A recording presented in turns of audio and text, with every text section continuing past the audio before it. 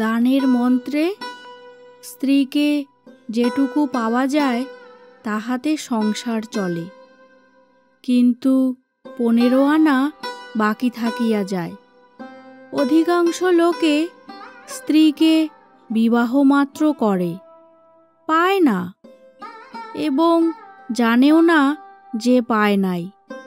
তাহাদের স্ত্রীর কাছেও আমৃত্যুকাল এ খবর ধরা পড়ে না। নমস্কার, নন্দিনীর গল্পকথায় সবাইকে স্বাগত।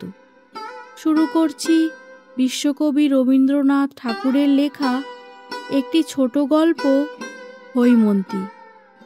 আশা রাখছি আপনাদের ভালো লাগবে। গল্পটি পুরো শোনার অনুরোধ রইল। কন্যার বাপ সবুর করিতে পারিতেন, কিন্তু বরের বাপ সবুর করিতে চাহিলেন না। তিনি দেখিলেন মেয়েটির বিবাহের বয়স পার হইয়া গেছে, কিন্তু আর কিছুদিন গেলে সেটাকে ভদ্র বা অভদ্র কোনো রকমে চাপা দিবার সময়টাও পার হইয়া যাইবে। মেয়ের বয়স অবৈধ রকমে বাড়িয়া গেছে বটে, কিন্তু পণের টাকার আপেক্ষিক গুরুত্ব এখনো তাহার চেয়ে কিঞ্চিৎ উপরে আছে। সেই জন্যই তারা। আমি ছিলাম বর, সুতরাং বিবাহ সম্বন্ধে আমার মত যাচাই করা অনাবশ্যক ছিল। আমার কাজ আমি করিয়াছি, FA পাশ করিয়া বৃত্তি পাইয়াছি।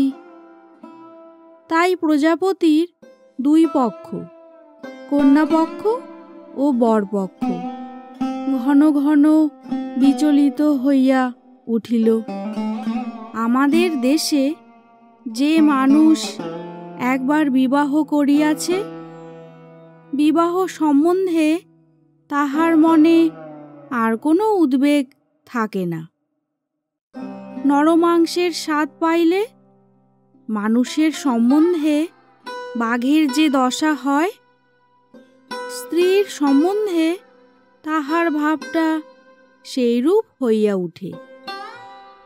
অবস্থা যেমনই ও বয়স যতই হোক, স্ত্রীর অভাব ঘটিবা মাত্র তাহা পূরণ করিয়া লইতে তাহার কোনো দ্বিধা থাকে না। যত দ্বিধা ও দুশ্চিন্তা সে দেখি আমাদের নবীন ছাত্রদের। বিবাহের পৌনপুনিক প্রস্তাবে তাহাদের পিতৃপক্ষের পাকা চুল কলপের আশীর্বাদে পুনঃ কাঁচা হইয়া উঠে। আর প্রথম ঘটকালির আঁচেই ইহাদের কাঁচা চুল ভাবনায় এক রাত্রে পাকিবার উপক্রম হয়। সত্য বলিতেছি, আমার মনে এমন বিষম উদ্বেগ জন্মে নাই, বরঞ্চ বিবাহের কথায় আমার মনের মধ্যে যেন দক্ষিণে হাওয়া দিতে লাগিল।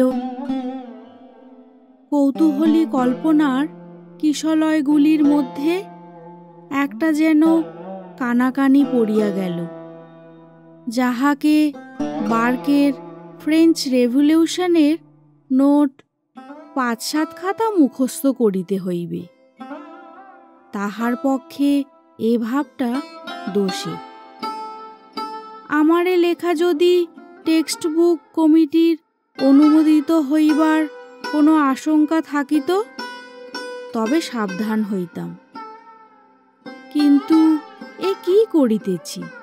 এ কি একটি গল্প যে উপন্যাস লিখিতে বসিলাম? এমন সুরে আমার লেখা শুরু হইবে এ আমি কি জানিতাম? মনে ছিল কয় বৎসরের বেদনার যে মেঘ কালো হইয়া জমিয়া উঠিয়াছে, তাহাকে বৈশাখ সন্ধ্যার ঝোড়ো বৃষ্টির মতো প্রবল বর্ষণে নিঃশেষ করিয়া দিব।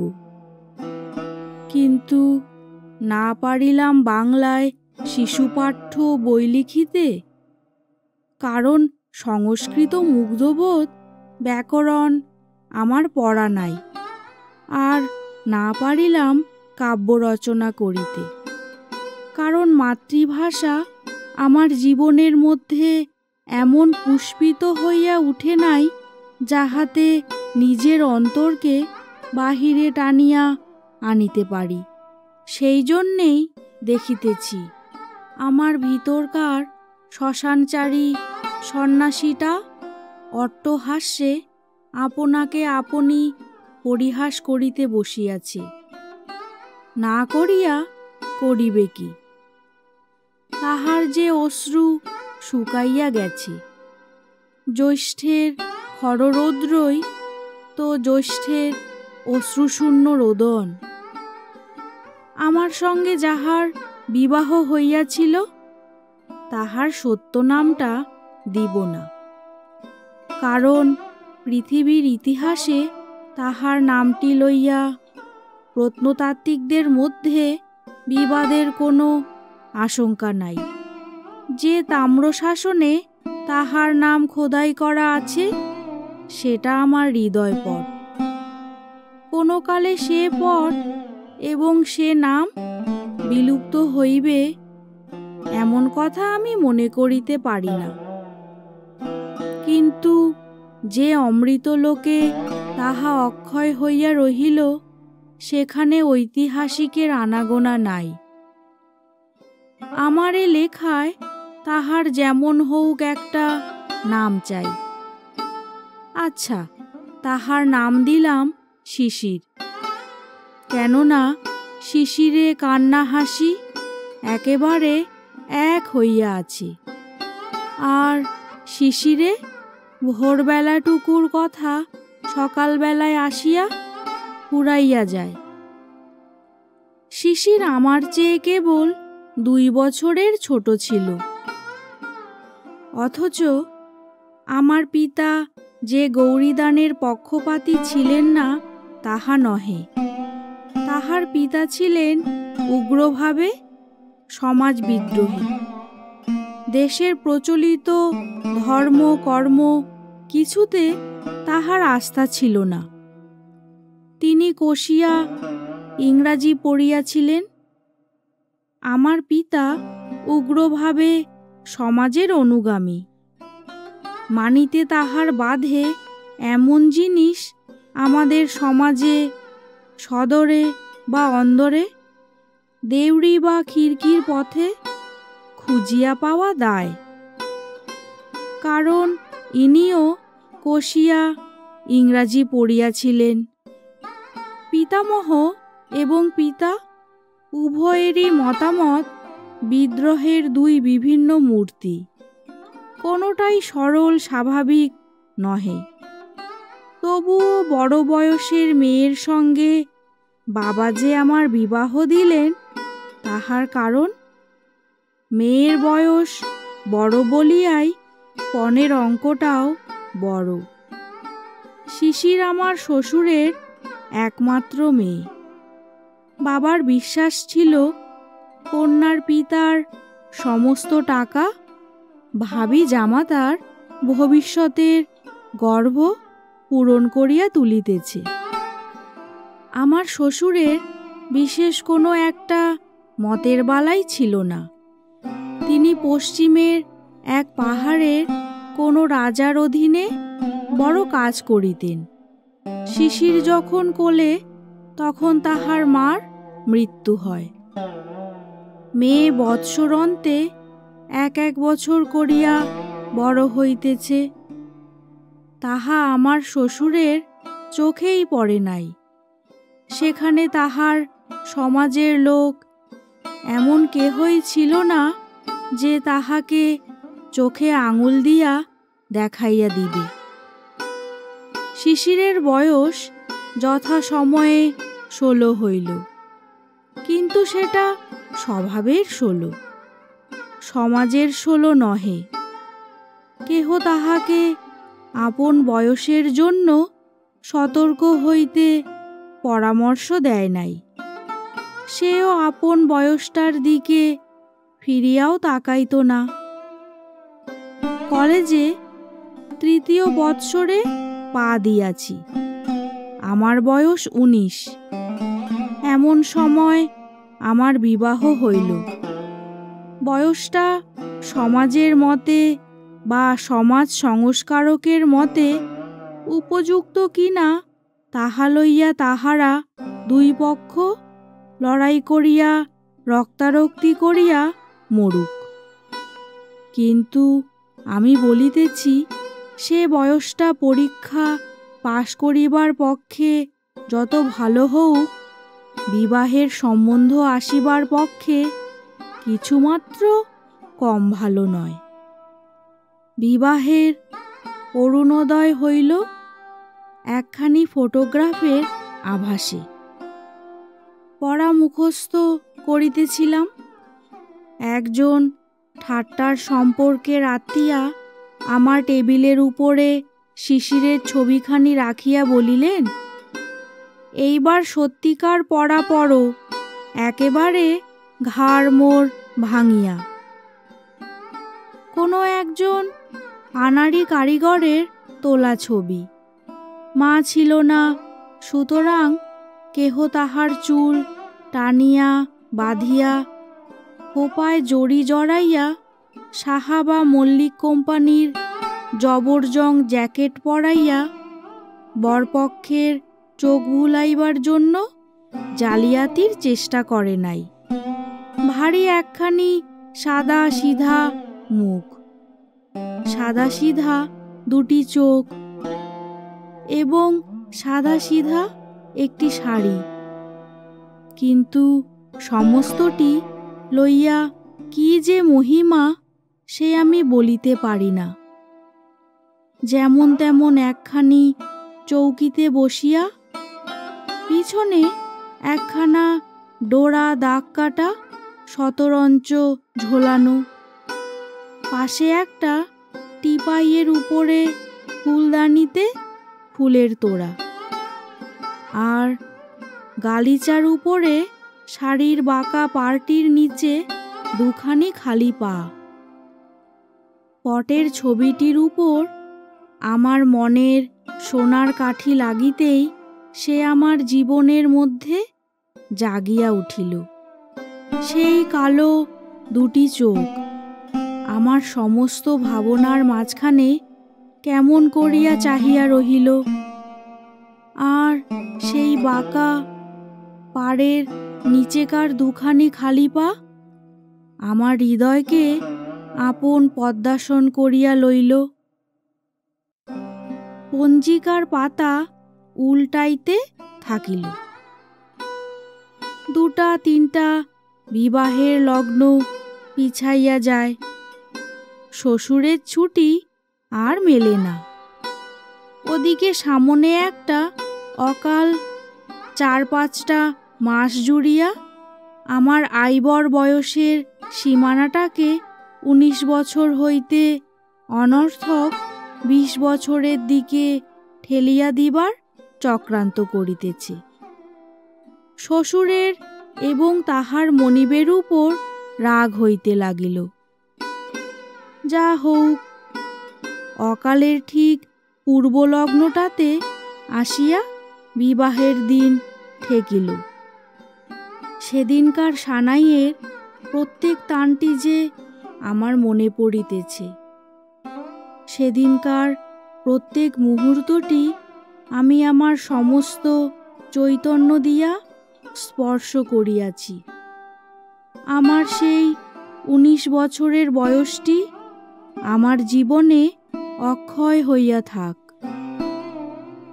বিবাহ সভায় চারিদিকে হট্টগোল। তাহারই মাঝখানে কন্যার কোমল হাতখানি আমার হাতের উপর পড়িল। এমন আশ্চর্য আর কি আছে? আমার মন বারবার করিয়া বলিতে লাগিল, আমি পাইলাম, আমি ইহাকে পাইলাম। কাহাকে পাইলাম? এ যে দুর্লভ, এ যে মানবী, ইহার রহস্যের কি অন্ত আছে? আমার শ্বশুরের নাম গৌরীশঙ্কর। যে হিমালয়ে বাস করিতেন, সেই হিমালয়ের তিনি যেন মিতা। তাহার গাম্ভীর্যের শিখর দেশে একটি স্থির হাস্য শুভ্র হইয়াছিল, আর তাহার হৃদয়ের ভিতরটিতে স্নেহের যে একটি প্রস্রবণ ছিল, তাহার সন্ধান যাহারা জানিত, তাহারা তাহাকে ছাড়িতে চাহিত না। কর্মক্ষেত্রে ফিরিবার পূর্বে আমার শ্বশুর আমাকে ডাকিয়া বলিলেন, বাবা, আমার মেয়েটিকে আমি 17 বছর ধরিয়া জানি, আর তোমাকে এই কটি দিন মাত্র জানিলাম, তবু তোমার হাতেই ও রহিল। যে ধন দিলাম তাহার মূল্য যেন বুঝিতে পারো। ইহার বেশি আশীর্বাদ আর নাই। তাহার বেহাই বেহান সকলেই তাহাকে বারবার করিয়া আশ্বাস দিয়া বলিলেন, বেহাই, মনে কোনো চিন্তা রাখিও না, তোমার মেয়েটি যেমন বাপকে ছাড়িয়া আসিয়াছে, এখানে তেমনি বাপ মা উভয়কেই পাইল। তাহার পরে শ্বশুর মশাই মেয়ের কাছে বিদায় লইবার বেলা হাসিলেন, বলিলেন, বুড়ি, চলিলাম, তোর একখানি মাত্র এই বাপ, আজ হইতে ইহার যদি কিছু খোয়া যায় বা চুরি যায় বা নষ্ট হয়, আমি তাহার জন্য দায়ী নই। মেয়ে বলিল, তাই বই কি, কোথাও একটু যদি লোকসান হয়, তোমাকে তার ক্ষতিপূরণ করিতে হইবে। অবশেষে নিত্য তাহার যে সব বিষয়ে বিভ্রাট ঘটে, বাপকে সে সম্বন্ধে সে বারবার সতর্ক করিয়া দিল। আহার সম্বন্ধে আমার শ্বশুরের যথেষ্ট সংযম ছিল না, গুটি কয়েক অপথ্য ছিল, তাহার প্রতি তাহার বিশেষ আসক্তি। বাপকে সেই সমস্ত প্রলোভন হইতে যথাসম্ভব ঠেকাইয়া রাখা মেয়ের এক কাজ ছিল। তাই আজ সে বাপের হাত ধরিয়া উদ্বেগের সহিত বলিল, বাবা, তুমি আমার কথা রেখো, রাখবে? বাবা হাসিয়া কহিলেন, মানুষ পণ করে পণ ভাঙিয়া ফেলিয়া হাঁপ ছাড়িবার জন্য, অতএব কথা না দেওয়াই সবচেয়ে নিরাপদ। তাহার পরে বাপ চলিয়া আসিলে ঘরে কপাট পড়িল। তাহার পরে কি হইল কেহ জানে না। বাপ ও মেয়ের অশ্রুহীন বিদায় ব্যাপার পাশের ঘর হইতে কৌতূহলী অন্তঃপুরিকার দল দেখিল ও শুনিল। অবাক কাণ্ড! খোট্টার দেশে থাকিয়া খোট্টা হইয়া গেছি, মায়া মমতা একেবারে নাই। আমার শ্বশুরের বন্ধু বনমালী বাবুই আমাদের বিবাহের ঘটকালি করিয়াছিলেন। তিনি আমাদের পরিবারেরও পরিচিত। তিনি আমার শ্বশুরকে বলিয়াছিলেন, সংসারে তোমার তো ওই একটি মেয়ে, এখন ইহাদেরই পাশে বাড়ি লইয়া এইখানেই জীবনটা কাটাও। তিনি বলিলেন, যাহা দিলাম তাহা উজাড় করিয়াই দিলাম, এখন ফিরিয়া তাকাইতে গেলে দুঃখ পাইতে হইবে। অধিকার ছাড়িয়া দিয়া অধিকার রাখিতে যাইবার মতো এমন বিড়ম্বনা আর নাই। সবশেষে আমাকে নিভৃতে লইয়া গিয়া অপরাধীর মতো সসংকোচে বলিলেন, আমার মেয়েটির বই পড়িবার শখ এবং লোকজনকে খাওয়াইতে ও বড় ভালোবাসে। এজন্য বেহাইকে বিরক্ত করিতে ইচ্ছা করি না। আমি মাঝে মাঝে তোমাকে টাকা পাঠাইব। তোমার বাবা জানিতে পারিলে কি রাগ করিবেন?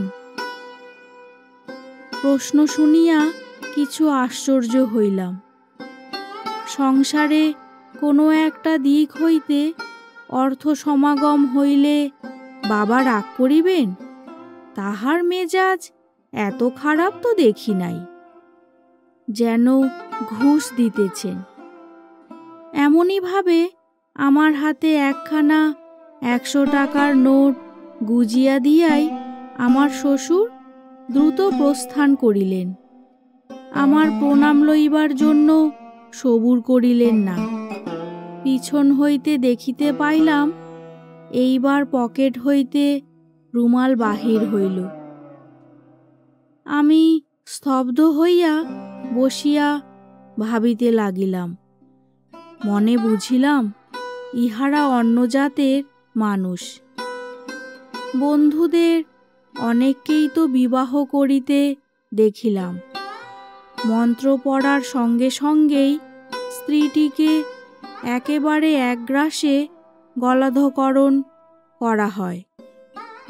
পাকযন্ত্রে পৌঁছিয়া কিছুক্ষণ বাদে এই পদার্থটির নানা গুণাগুণ প্রকাশ হইতে পারে এবং ক্ষণে ক্ষণে আভ্যন্তরিক উদ্বেগ উপস্থিত হইয়াও থাকে।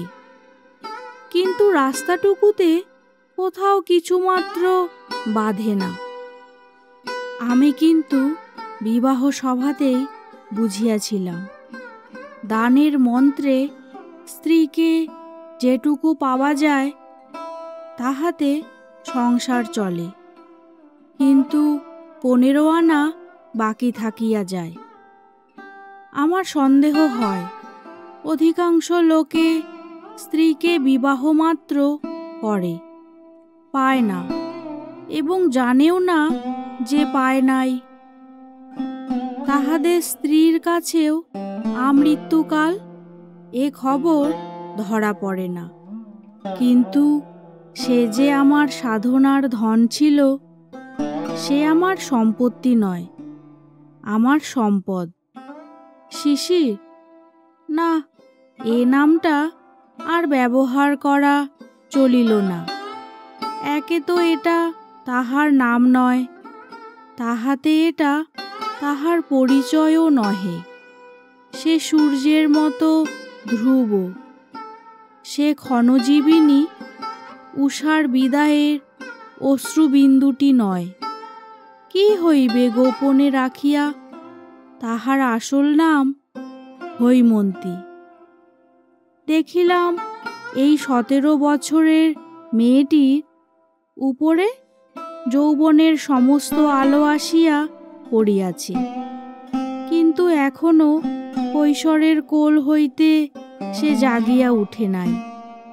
ঠিক যেন শৈলচূড়ার বরফের উপর সকালের আলো ঠিকরিয়া পড়িয়াছে, কিন্তু বরফ এখনো গলিল না। আমি জানি কি অকলঙ্ক শুভ্র সে, কি নিবিড় পবিত্র। আমার মনে একটা ভাবনা ছিল যে লেখাপড়া জানা বড় মেয়ে, কি জানি কেমন করিয়া তাহার মন পাইতে হইবে। কিন্তু অতি অল্প দিনেই দেখিলাম মনের রাস্তার সঙ্গে বইয়ের দোকানের রাস্তার কোনো জায়গায় কোনো কাটাকাটি নাই। কবে যে তাহার সাদা মনটির উপরে একটু রং ধরিল, চোখে একটু ঘোর লাগিল, কবে যে তাহার সমস্ত শরীর মন যেন উৎসুক হইয়া উঠিল, তাহা ঠিক করিয়া বলিতে পারিব না। এ তো গেল একদিকের কথা, আবার অন্য দিকও আছে। সেটা বিস্তারিত বলিবার সময় আসিয়াছি। রাজসংসারে আমার শ্বশুরের চাকরি। ব্যাংকে যে তাহার কত টাকা জমিল সে সম্বন্ধে জনশ্রুতি নানা প্রকার অঙ্কপাত করিয়াছি, কিন্তু কোনো অঙ্কটাই লাখের নিচে নামে নাই। ইহার ফল হইয়াছিল এই যে তাহার পিতার দর যেমন যেমন বাড়িল, হৈমর আদরও তেমনি বাড়িতে থাকিল। আমাদের ঘরের কাজকর্ম রীতি পদ্ধতি শিখিয়া লইবার জন্য সে ব্যগ্র, কিন্তু মা তাহাকে অত্যন্ত স্নেহে কিছুতেই হাত দিতে দিলেন না। এমনকি হৈমর সঙ্গে পাহাড় হইতে যে দাসী আসিয়াছিল, যদিও তাহাকে নিজেদের ঘরে ঢুকিতে দিতেন না, তবু তাহার জাত সম্বন্ধে প্রশ্নমাত্র করিলেন না, পাছে বিশ্রী একটা উত্তর শুনিতে হয়। এমনিভাবেই দিন চলিয়া যাইতে পারিত। কিন্তু হঠাৎ একদিন বাবার মুখ ঘোর অন্ধকার দেখা গেল। ব্যাপারখানা এই, আমার বিবাহে আমার শ্বশুর 15,000 টাকা নগদ এবং 5,000 টাকার গহনা দিয়াছিলেন। বাবা তাহার এক দালাল বন্ধুর কাছে খবর পাইয়াছেন, ইহার মধ্যে 15,000 টাকাই ধার করিয়া সংগ্রহ করিতে হইয়াছে। তাহার সুদও নিতান্ত সামান্য নহে। লাখ টাকার গুজব তো একেবারেই ফাঁকি।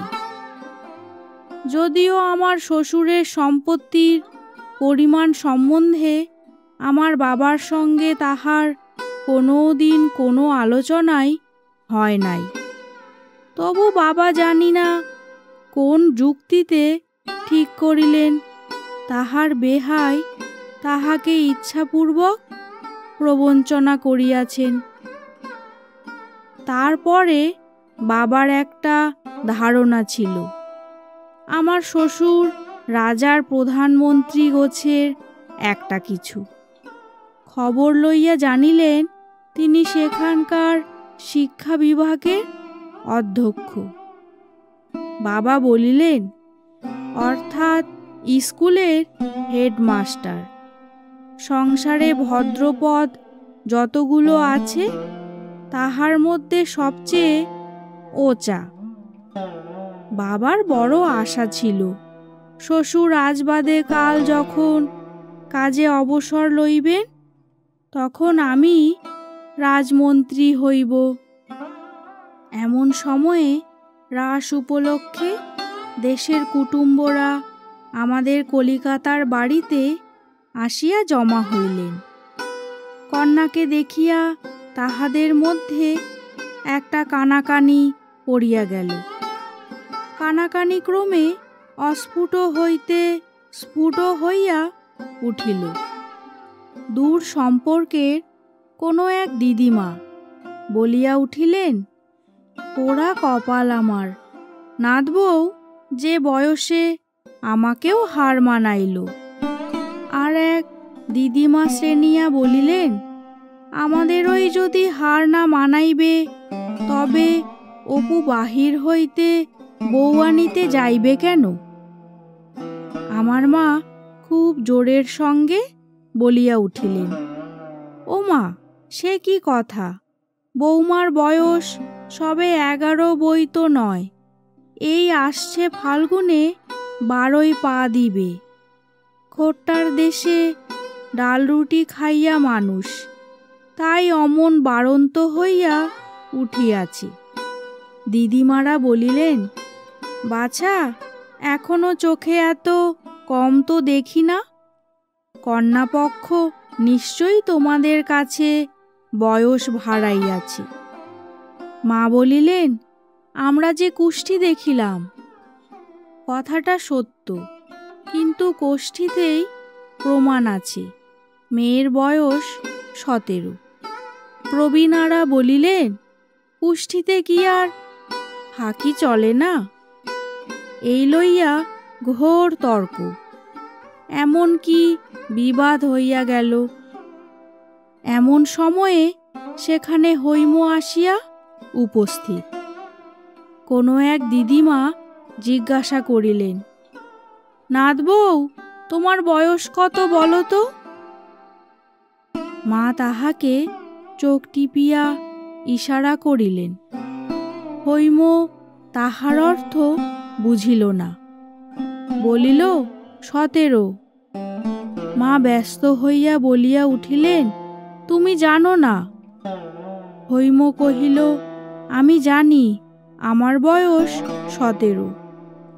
দিদিমারা পরস্পর গা টেপাটিপি করিলেন। বধূর নির্বুদ্ধিতায় রাগিয়া উঠিয়া মা বলিলেন, তুমি তো সব জানো, তোমার বাবা যে বলিলেন তোমার বয়স 11। হৈম চমকিয়া কহিল, বাবা বলিয়াছেন? কখনো না। মা কহিলেন, অবাক করিল, বেহাই আমার সামনে নিজের মুখে বলিলেন, আর মেয়ে বলে কখনো না। এই বলিয়া আর একবার চোখ টিপিলেন। এবার হৈম ইশারার মানে বুঝিল। স্বর আরো দৃঢ় করিয়া বলিল, বাবা এমন কথা কখনোই বলিতে পারেন না। মা গলা চড়াইয়া বলিলেন, তুই আমাকে মিথ্যাবাদী বলিতে চাস? হৈম বলিল, আমার বাবা তো কখনোই মিথ্যা বলেন না। ইহার পরে মা যতই গালি দিতে লাগিলেন, কথাটার কালি ততই গড়াইয়া ছড়াইয়া চারিদিকে লেপিয়া গেল।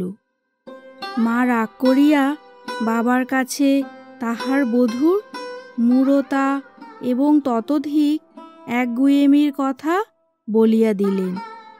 বাবা হৈমকে ডাকিয়া বলিলেন, আইবর মেয়ের বয়স 17। এটা কি খুব একটা গৌরবের কথা? তাই ঢাক পিটিয়া বেড়াইতে হইবে? আমাদের এখানে এসব চলিবে না বলিয়া রাখিতেছি।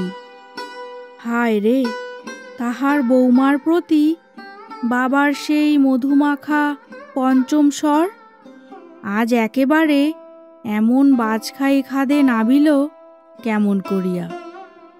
হৈম ব্যথিত হইয়া প্রশ্ন করিল, কেহ যদি বয়স জিজ্ঞাসা করে কি বলিব? বাবা বলিলেন, মিথ্যা বলিবার দরকার নাই, তুমি বলিও, আমি জানি না, আমার শাশুড়ি জানেন। কেমন করিয়া মিথ্যা বলিতে না হয় সেই উপদেশ শুনিয়া হৈম এমনভাবে চুপ করিয়া রহিল যে বাবা বুঝিলেন তাহার সদুপদেশটা একেবারে বাজে খরচ হইল। হৈমর দুর্গতিতে দুঃখ করিব কি? তাহার কাছে আমার মাথা হেঁট হইয়া গেল। সেদিন দেখিলাম শরৎ প্রভাতের আকাশের মতো তাহার চোখের সেই সরল উদার দৃষ্টি একটা কি সংশয়ে ম্লান হইয়া গেছে। ভীত হরিণীর মতো সে আমার মুখের দিকে চাহিল, ভাবিল আমি ইহাদিগকে চিনি না।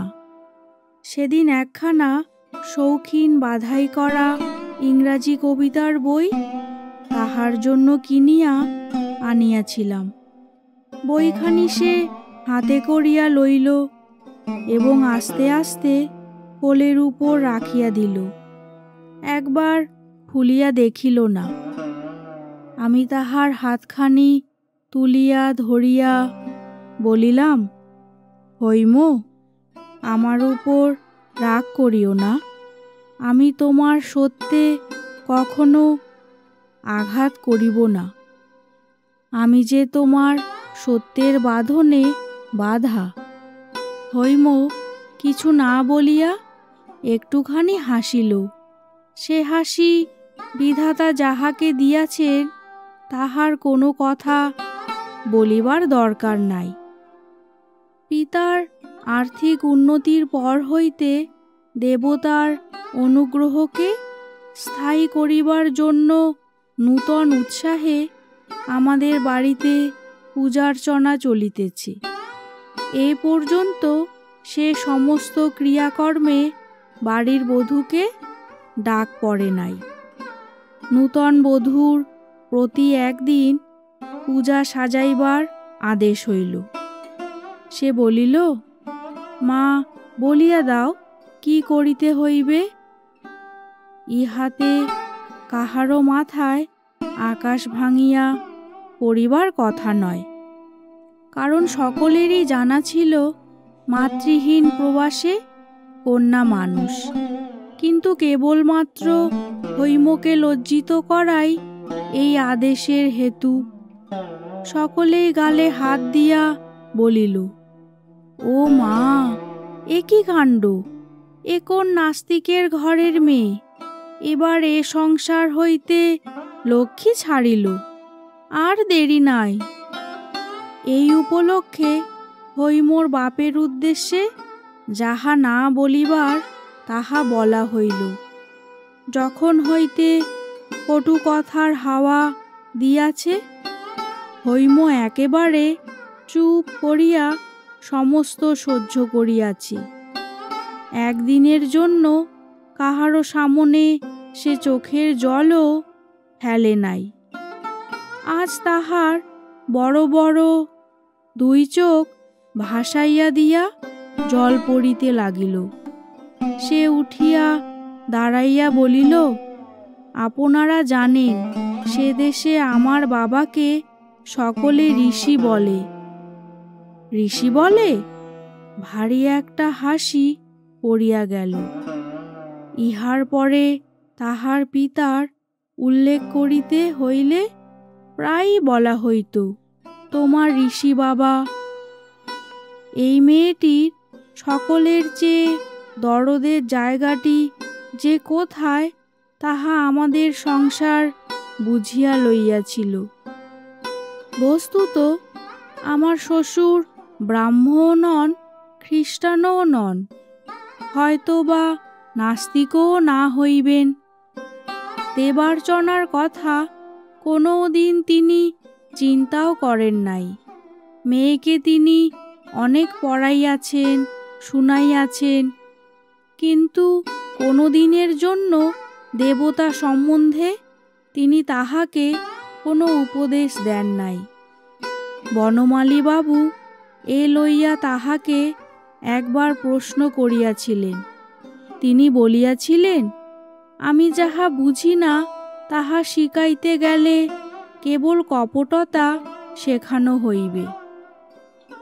অন্তঃপুরে হৈমর একটি প্রকৃত ভক্ত ছিল। সে আমার ছোট বোন নারানী। বৌদিদিকে ভালোবাসে বলিয়া তাহাকে অনেক গঞ্জনা সহিতে হইয়াছিল। সংসার যাত্রায় হৈমর সমস্ত অপমানের পালা আমি তাহার কাছেই শুনিতে পাইতাম। একদিনের জন্য আমি হৈমর কাছে শুনি নাই। এসব কথা সংকোচে সে মুখে আনিতে পারিত না। সে সংকোচ নিজের জন্য নহে। হৈম তাহার বাপের কাছ হইতে যত চিঠি পাইত সমস্ত আমাকে পড়িতে দিত। চিঠিগুলি ছোট কিন্তু রসে ভরা। সেও বাপকে যত চিঠি লিখিত সমস্ত আমাকে দেখাইত। বাপের সঙ্গে তাহার সম্বন্ধটি আমার সঙ্গে ভাগ করিয়া না লইলে তাহার দাম্পত্য যে পূর্ণ হইতে পারিত না। তাহার চিঠিতে শ্বশুরবাড়ি সম্বন্ধে কোনো নালিশের ইশারাটুকুও ছিল না। থাকিলে বিপদ ঘটিতে পারিত। নারানীর কাছে শুনিয়াছি শ্বশুরবাড়ির কথা কি লেখে জানিবার জন্য মাঝে মাঝে তাহার চিঠি খোলা হইত। চিঠির মধ্যে অপরাধের কোনো প্রমাণ না পাইয়া উপরওয়ালাদের মন যে শান্ত হইয়াছিল তাহা নহে। বোধ করি তাহাতে তাহারা আশাভঙ্গের দুঃখই পাইয়াছিলেন। বিষম বিরক্ত হইয়া তাহারা বলিতে লাগিলেন, এত ঘন ঘন চিঠি বা কিসের জন্য? বাপই যেন সব, আমরা কি কেহ নই? এই লইয়া অনেক অপ্রিয় কথা চলিতে লাগিল। আমি ক্ষুব্ধ হইয়া হৈমকে বলিলাম, তোমার বাবার চিঠি আর কাহাকেও না দিয়া আমাকেই দিও, কলেজে যাইবার সময় আমি পোস্ট করিয়া দিব। হৈম বিস্মিত হইয়া জিজ্ঞাসা করিল, কেন? আমি লজ্জায় তাহার উত্তর দিলাম না। বাড়িতে এখন সকলে বলিতে আরম্ভ করিল, এইবার অপুর মাথা খাওয়া হইল, বিএ ডিগ্রি শিকায় তোলা রহিল। ছেলেরই বা দোষ কি? সে তো বটেই, দোষ সমস্তই হৈমর। তাহার দোষ যে তাহার বয়স 17, তাহার দোষ যে আমি তাহাকে ভালোবাসি, তাহার দোষ যে বিধাতার এই বিধি। তাই আমার হৃদয়ের রন্ধ্রে রন্ধ্রে সমস্ত আকাশ আজ বাঁশি বাজাইতেছে। বিএ ডিগ্রি অকাতর চিত্তে আমি চুলায় দিতে পারিতাম, কিন্তু হৈমর কল্যাণে পণ করিলাম। পাশ করিবই, এবং ভালো করিয়াই পাশ করিব। এই পণ রক্ষা করা আমার সে অবস্থায় যে সম্ভবপর বোধ হইয়াছিল, তাহার 2টি কারণ ছিল। এক তো হৈমর ভালোবাসার মধ্যে এমন একটি আকাশের বিস্তার ছিল যে সংকীর্ণ আসক্তির মধ্যে সে মনকে জড়াইয়া রাখিত না। সেই ভালোবাসার চারিদিকে ভারী একটা স্বাস্থ্যকর হাওয়া বহিত। দ্বিতীয়, পরীক্ষার জন্য যে বইগুলি পড়ার প্রয়োজন, তাহা হৈমর সঙ্গে একত্রে মিলিয়া পড়া অসম্ভব ছিল না। পরীক্ষা পাশের উদ্যোগে কোমর বাঁধিয়া লাগিলাম। একদিন রবিবার মধ্যাহ্নে বাহিরের ঘরে বসিয়া মার্টিনোর চরিত্রতত্ত্ব বইখানার বিশেষ বিশেষ লাইনের মধ্যপদগুলা ফাড়িয়া ফেলিয়া নীল পেন্সিলের লাঙল চালাইতেছিলাম। এমন সময় বাহিরের দিকে হঠাৎ আমার চোখ পড়িল। আমার ঘরের সম্মুখে আঙিনার উত্তর দিকে অন্তঃপুরে উঠিবার একটা সিঁড়ি, তাহার ওই গায়ে গায়ে মাঝে মাঝে গড়াদে দেওয়া একটা জানালা।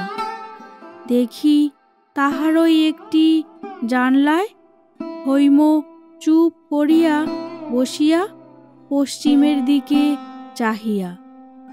সেদিকে মল্লিকদের বাগানে কাঞ্চন গাছ গোলাপি ফুলে আচ্ছন্ন। আমার বুকে ধক করিয়া একটা ধাক্কা দিল। মনের মধ্যে একটা অনবধানতার আবরণ ছিঁড়িয়া পড়িয়া গেল। এই নিঃশব্দ গভীর বেদনার রূপটি আমি এতদিন এমন স্পষ্ট করিয়া দেখি নাই। কিছু না, আমি কেবল তাহার বসিবার ভঙ্গিটুকু দেখিতে পাইতেছিলাম। কোলের উপরে একটি হাতের উপর আরেকটি হাত স্থির করিয়া আছে, মাথাটি দেয়ালের উপরে হেলানো, খোলা চুল বাম কাঁধের উপর দিয়া বুকের উপর ঝুলিয়া পড়িয়াছে। আমার বুকের ভিতরটা হু হু করিয়া উঠিল। আমার নিজের জীবনটা এমনই কানায় কানায় ভরিয়াছে যে আমি কোথাও কোনো শূন্যতা লক্ষ্য করিতে পারি নাই। আজ হঠাৎ আমার অত্যন্ত নিকটে অতি বৃহৎ একটা নৈরাশ্যের গহ্বর দেখিতে পাইলাম। কেমন করিয়া কি দিয়া আমি তাহা পূরণ করিব? আমাকে তো কিছুই ছাড়িতে হয় নাই, না আত্মীয়, না অভ্যাস, না কিছু। হৈম যে সমস্ত ফেলিয়া আমার কাছে আসিয়াছে, সেটা কতখানি তাহা আমি ভালো করিয়া ভাবি নাই। আমাদের সংসারে অপমানের কণ্টক শয়নে সে বসিয়া, সে শয়ন আমিও তাহার সঙ্গে ভাগ করিয়া লইয়াছি। সেই দুঃখে হৈমর সঙ্গে আমার যোগ ছিল, তাহাতে আমাদিগকে পৃথক করে নাই। কিন্তু এই গিরিনন্দিনী 17 বৎসর কাল অন্তরে বাহিরে কত বড় একটা মুক্তির মধ্যে মানুষ হইয়াছে। কি নির্মল সত্যে এবং উদার আলোকে তাহার প্রকৃতি এমন ঋজু, শুভ্র ও সবল হইয়া উঠিয়াছে। তাহা হইতে হৈম যে কিরূপ নিরতিশয় ও নিষ্ঠুর রূপে বিচ্ছিন্ন হইয়াছে, এতদিনে তাহা আমি সম্পূর্ণ অনুভব করিতে পারি নাই। কেননা সেখানে তাহার সঙ্গে আমার সমানাসন ছিল না। হৈম যে অন্তরে অন্তরে মুহূর্তে মুহূর্তে মরিতেছিল, তাহাকে আমি সব দিতে পারি, কিন্তু মুক্তি দিতে পারি না। তাহা আমার নিজের মধ্যে কোথায়? সেই জন্যই কলিকাতার গলিতে ওই গরাদের ফাঁক দিয়া নির্বাক আকাশের সঙ্গে তাহার নির্বাক মনের কথা হয়। এবং এক দিন রাত্রে হঠাৎ জাগিয়া উঠিয়া দেখি সে বিছানায় নাই। হাতের উপর মাথা রাখিয়া আকাশ ভরা তারার দিকে মুখ তুলিয়া ছাতে শুইয়া আছে। মার্টিনও পড়িয়া রহিল। ভাবিতে লাগিলাম, কি করি? শিশুকাল হইতে বাবার কাছে আমার সংকোচের অন্ত ছিল না। কখনো মুখোমুখি তাহার কাছে দরবার করিবার সাহস বা অভ্যাস আমার ছিল না। সেদিন থাকিতে পারিলাম না। লজ্জার মাথা খাইয়া তাহাকে বলিয়া বসিলাম, বউয়ের শরীর ভালো নয়, তাহাকে একবার বাপের কাছে পাঠাইলে হয়। বাবা তো একেবারে হতবুদ্ধি। মনে লেশমাত্র সন্দেহ রহিল না যে হৈমই এরূপ অভূতপূর্ব স্পর্ধায় আমাকে প্রবর্তিত করিয়াছে। তখনই তিনি উঠিয়া অন্তঃপুরে গিয়া হৈমকে জিজ্ঞাসা করিলেন, বলি বৌমা, তোমার অসুখটা কিসের? হৈম বলিল, অসুখ তো নাই। বাবা ভাবিলেন এই উত্তরটা তেজ দেখাইবার জন্য, কিন্তু হৈমর শরীরও যে দিনে দিনে শুকাইয়া যাইতেছিল, তাহা আমরা প্রতিদিনের অভ্যাসবশতই বুঝি নাই। একদিন বনমালী বাবু তাহাকে দেখিয়া চমকিয়া উঠিলেন। এ কি হৈমি, এ কেমন চেহারা তোর? অসুখ করে নাই তো? হৈম কহিল, না। এই ঘটনার দিন 10 পরেই, বলা নাই কহা নাই, হঠাৎ আমার শ্বশুর আসিয়া উপস্থিত। হৈমর শরীরের কথাটা নিশ্চয় বনমালী বাবু তাহাকে লিখিয়াছিলেন। বিবাহের পর বাপের কাছে বিদায় লইবার সময় মেয়ে আপনার অশ্রু চাপিয়া নিয়াছিল। এবার মিলনের দিন বাপ যেমনি তাহার চিবুক ধরিয়া মুখটি তুলিয়া ধরিলেন, অমনি হৈমর চোখের জল আর মানা মানিল না। বাপ একটি কথা বলিতে পারিলেন না, জিজ্ঞাসা পর্যন্ত করিলেন না, কেমন আছিস? আমার শ্বশুর তাহার মেয়ের মুখে এমন একটা কিছু দেখিয়াছিলেন যাহাতে তাহার বুক ফাটিয়া গেল। হৈম বাবার হাত ধরিয়া তাহাকে শোবার ঘরে লইয়া গেল। অনেক কথা যে জিজ্ঞাসা করিবার আছে, তাহার বাবারও যে শরীর ভালো দেখাইতেছে না। বাবা জিজ্ঞাসা করিলেন, বুড়ি, আমার সঙ্গে যাবি? হৈম কাঙালের মতো বলিয়া উঠিল, যাব। বাপ বলিলেন, আচ্ছা, সব ঠিক করিতেছি। শ্বশুর যদি অত্যন্ত উদ্বিগ্ন হইয়া না থাকিতেন, তাহা হইলে এ বাড়িতে ঢুকিয়াই বুঝিতে পারিতেন এখানে তাহার আর সেদিন নাই। হঠাৎ তাহার আবির্ভাবকে উপদ্রব মনে করিয়া বাবা তো ভালো করিয়া কথাই কহিলেন না। আমার শ্বশুরের মনে ছিল তাহার বেহাই একদা তাহাকে বারবার করিয়া আশ্বাস দিয়াছিলেন যে যখন তাহার খুশি মেয়েকে তিনি বাড়ি লইয়া যাইতে পারিবেন। এ সত্যের অন্যথা হইতে পারে সে কথা তিনি মনেও আনিতে পারেন নাই। বাবা তামাক টানিতে টানিতে বলিলেন, বেহাই, আমি তো কিছু বলিতে পারি না। একবার তাহলে বাড়ির মধ্যে উপর বরাত দেওয়ার অর্থ কি আমার জানা ছিল। বুঝিলাম কিছু হইবে না, কিছু হইলও না। বৌমার শরীর ভালো নাই, এত বড় অন্যায় অপবাদ। শ্বশুর মশাই স্বয়ং একজন ভালো ডাক্তার আনিয়া পরীক্ষা করাইলেন।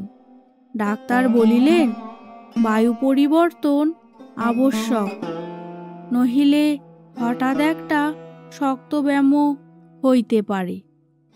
বাবা হাসিয়া কহিলেন, হঠাৎ একটা শক্ত ব্যাম তো সকলেরই হইতে পারে, এটা কি আবার একটা কথা? আমার শ্বশুর কহিলেন, জানেন তো উনি একজন প্রসিদ্ধ ডাক্তার, উহার কথাটা কি?